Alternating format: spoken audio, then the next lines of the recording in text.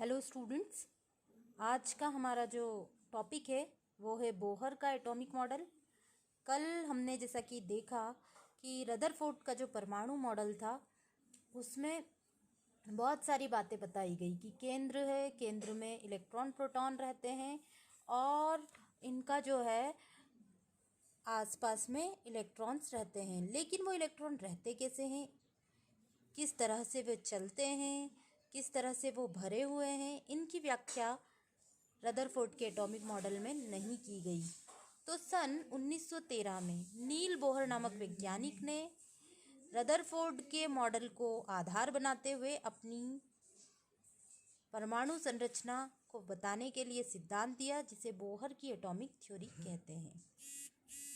इस बोहर की atomic theory के आधार पर हम देखते हैं कि बोहर ने बताया, सबसे पहले अगर हम देखें तो क्या बताया कि कोई भी, हमने कल भी देखा था कि कोई भी एटम है तो उसका जो स्ट्रक्चर कैसा होता है, गोल होता है और उसके केंद्र में रहते हैं न्यूट्रॉन और प्रोटॉन।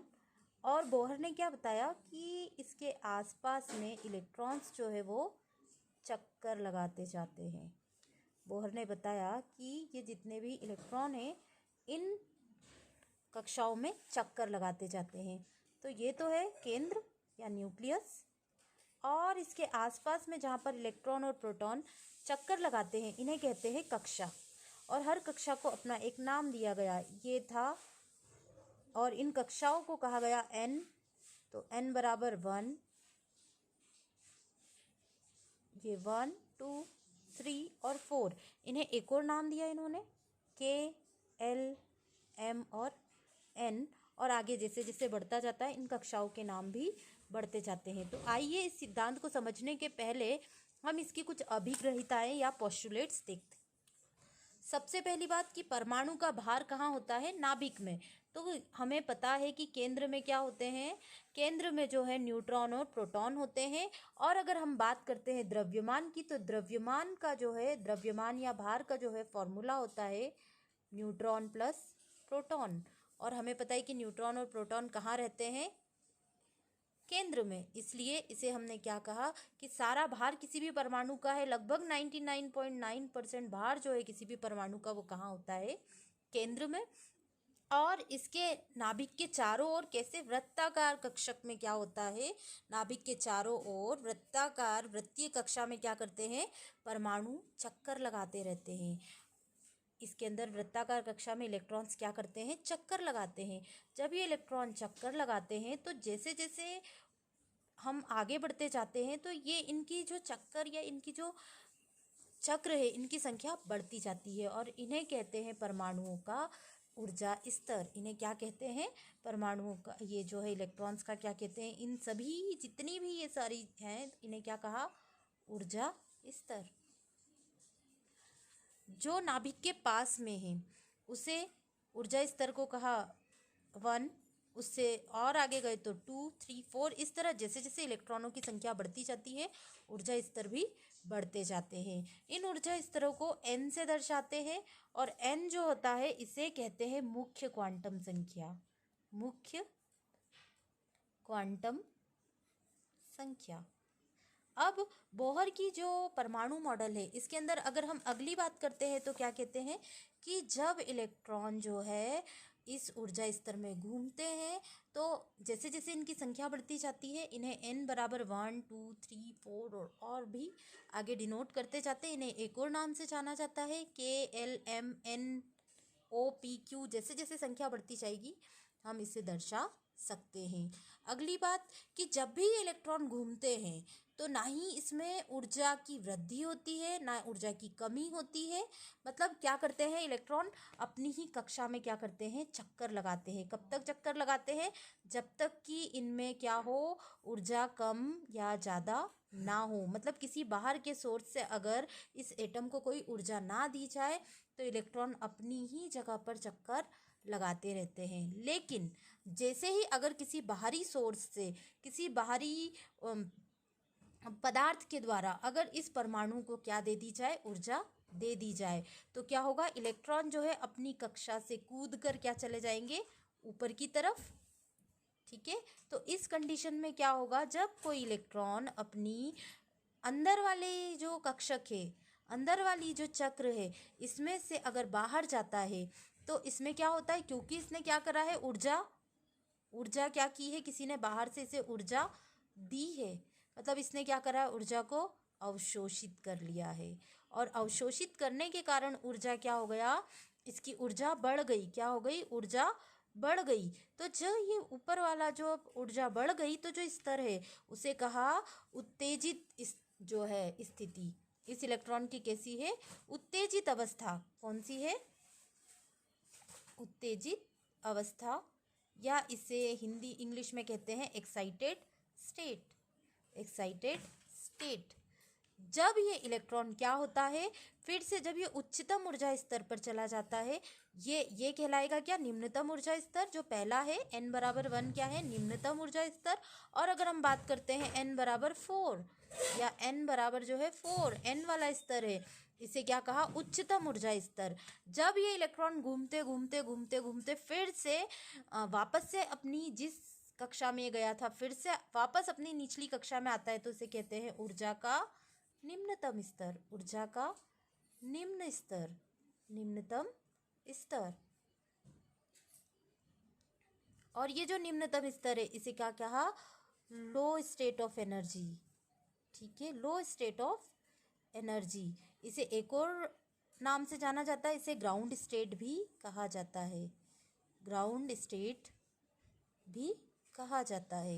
इस ग्राउंड स्टेट में जब कोई भी इलेक्ट्रॉन अपनी उच्चतम ऊर्जा स्तर से फिर से निम्नतम ऊर्जा के स्तर में आता है, तो दो चीजें होती है। पहली, जब कोई इलेक्ट्रॉन क्या हो, उच्च ऊर्जा स्तर से कहाँ आता है, निम्न ऊर्जा स्तर में आता है। निम्न ऊर्जा स्तर में आता है तो क्या होता है, ये ऊर्जा जो है क्या होता है, निम्न ऊर्जा स्तर में आता है तो ये अपने अंदर से कुछ विकिरणों को निकालता है और इसे क्या कहते हैं, उत्सर्जन करता है। ये क्या करता है, अपने अंदर से किरणों का उत्सर्जन करता है। जबकि दूसरी कंडीशन में क्या होता है, जब कोई इलेक्ट्रॉन निम्न ऊर्जा स्तर से उच्च ऊर्जा स्तर में जाता है, निम्न ऊर्जा स्तर से कहाँ जाता है, उच्च ऊर्जा स्तर में जाता है, तो क्या करता है, ये अवशोषण करता है ऊर्जा का। क्या करता है, अवशोषण करता है ऊर्जा का।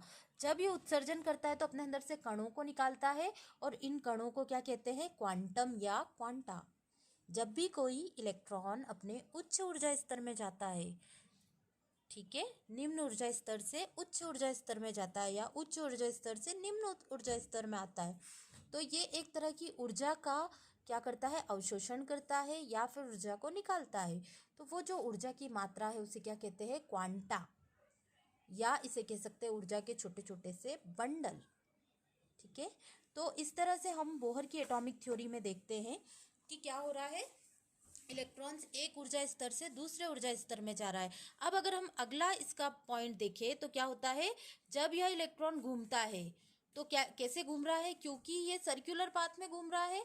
कैसे घूम रहा है, वृत्तीय कक्षा में घूम रहा है। तो जब भी कोई पदार्थ क्या कर रहा है, जब भी कोई केंद्र है, ये केंद्र से अगर ये घूम रहा है तो कैसा बनाएगा, हर जगह पे आप देखिए एंगल।